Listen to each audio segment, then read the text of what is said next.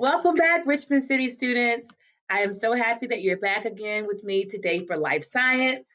I am Miss Wilson, and I teach Life Science at Albert Hill Middle School. I'm happy to have you back again for week 3, day 1 of our Life Science virtual lessons, and we're going to learn about LS7, A, and B this week. All right, so you already know that we're using the 5 E's, and today, day 1, we will be getting engaged and doing some exploration. We'll do that by watching some videos and also doing an optional field observation. On day 2, we will do the explain and extend portion. I'll come back, give you a detailed video explaining LS7A and what it means and what we need you to know. And then also there will be an optional rabbit population lab that you can do at home. And then on Friday, on day 3, we will evaluate what you have learned in LS7A by completing a quizzes and also by completing a Legends of Learning playlist. Okay, so that is our plan for the week. We're going to go ahead and dive right in to get engaged in LS7A. Okay, here's my favorite part. We've got 2 pictures. One is of some lions in a field, and the other is wolves on a cliff. What do these 2 pictures have in common? What do the things in this picture have in common? How do they relate to life science and LS7A? Something to think about. And on day 2, we will definitely talk about these pictures again. Okay, let's keep going. If you have not already taken out your life science science workbook for the week, go ahead and open that up on your computer. And you already know on that first set of pages, there is a see, think, and wonder chart. In this chart, as we watch our videos today, I want you to type in 3 things that you see that you know are happening, 3 things that this video makes you think or that you think might be going on, and then 3 things that this video makes you wonder about. All right, so the first video is a fish video. Let's check it out. These are brooding fish or mouth brooders, and it comes from BBC.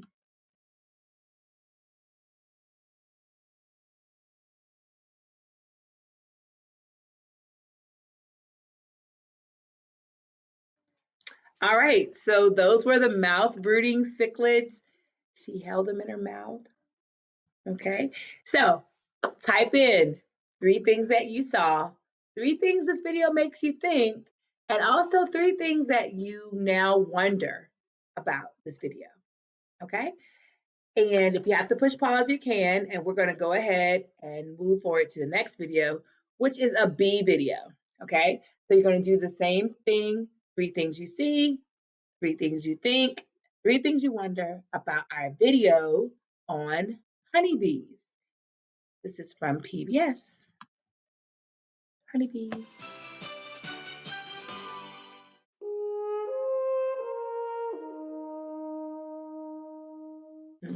A healthy hive of honeybees functions like a perfect and fluid organism.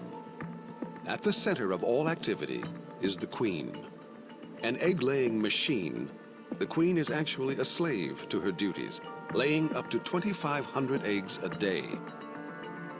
As many as 2 million in her lifetime. The worker bees are all female and make up the bulk of the colony. In a typical hive of 30,000 bees, only about 100 are males, called drones. With oversized eyes and bulky bodies, drones are not equipped to gather pollen or nectar and must rely on the workers to feed them. The invaluable work bees do takes its toll. In the summer, workers only live around 30 days. Literally worked to death. But the hive is constantly replenished with new generations of bees, ready to go to work from the moment they hatch.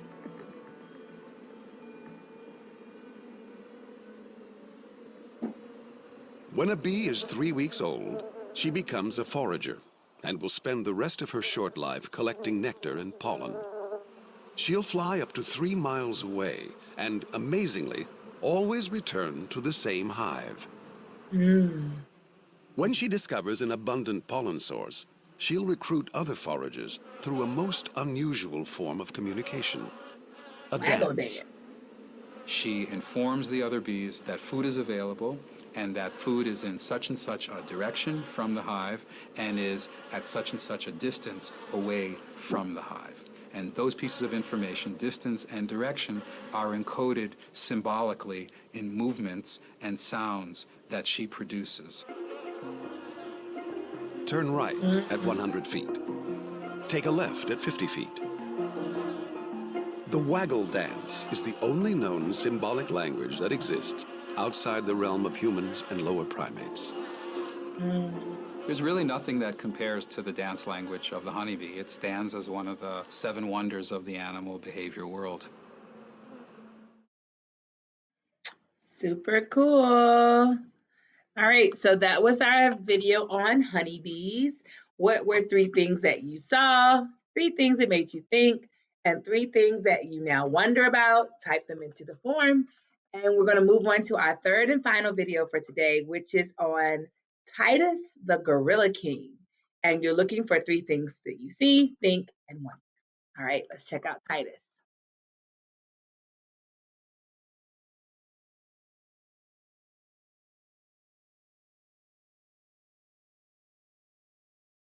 So that was Titus, our Gorilla King.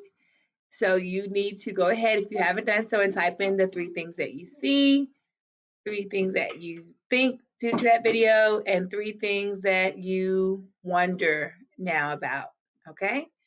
All right, so let's move forward. All right, so the next activity that you have to do is an optional field observation or lab. And to do this, you mainly only need either your tablet or your device you're using right now, which you can take with you, or you can just write down on a piece of paper your notes. So you're going to go outside, go to your yard, and see if you can find some ants. And once you find your ants, I want you to set your timer on your watch and just observe them for about 5 to 10 minutes and record the observations. What do you see in the chart below? So here's some hints, the things that you can write about. The location, where do the ants live? Do you see a trail of food or trash near this location? And then the ants themselves, how many do you see? What do they look like? Maybe you can just sketch that out some. And then what are their behaviors? What are they doing? Where are they headed? If they're walking back and forth, where are they going? What are they doing? Are they carrying things? Are they moving dirt, building? What are they doing? And if they're carrying things, are they carrying them into the hill or out of the anthill or hole in the ground? And what are they carrying? Is it food? Is it leaves, wood? What do you see them carrying? And then just make your observations in the chart below. So check them out. Ants are pretty busy. What do you see the ants doing? And on day 2, I look forward to talking to you guys about what you might have seen. And I also look forward to hearing some of your share outs about what you saw. So just like before, like last week, there is a Padlet available. The link is in your student workbook. You just click on it and it'll take you to the Padlet, and there you can share one thing that you saw, one thing that you think, and one thing that you wonder because of the videos that we watched today or from your ant field observation. So please, please, please click on the link, share. I love to hear what you guys are seeing as future scientists as you do this work. And speaking of sharing out, speaking of sharing out, we have some shout outs for sharing out, 3 of them from last week. So last week we did our first Padlet where you could share out some of the things you saw. So here we are going to shout out Summer M. Summer M talked about the condensation video, and she said that she thinks the ice is melting because of the humidity. And she also said she wonders, how does condensation on the glass work? Is it just the humidity that's making it happen? Those are awesome see, thinks, and wonders. Thank you, Summer M, for taking the time to share out with us on the Padlet. Also, here is a post from Anonymous, and this person said that they saw in the first video that there was condensation forming on the outside of glass. That is a very good observation. I noticed that also. Thank you for sharing. And let's see who else we can hear from today. So here we have Anonymous, and they're talking about the ecosphere picture. And they said that they think that having a bunch of plants crammed in together for a long time has somehow kept them alive. That is a very original thought, and I understand what you're saying. And then they said they wonder if watering them now will mess with the plants and actually make them die. That is definitely something to think about. I'm so happy that you all were able to come and share your thoughts on the Seed Wonder. And thanks to these three special students who we shouted out this week. We look forward to hearing from even more of you next week on the Padlet. Thanks so much. Okay, we got our week off to a good start. We know that we're working on LS7A and B. We have gotten our brains engaged by watching the videos, and now you can take the time to do that optional lab and share your seed thinks and wonders. And on day 2, we'll see you again to talk about LS7A and B and give a thorough explanation. Have a great day, and let's go do science.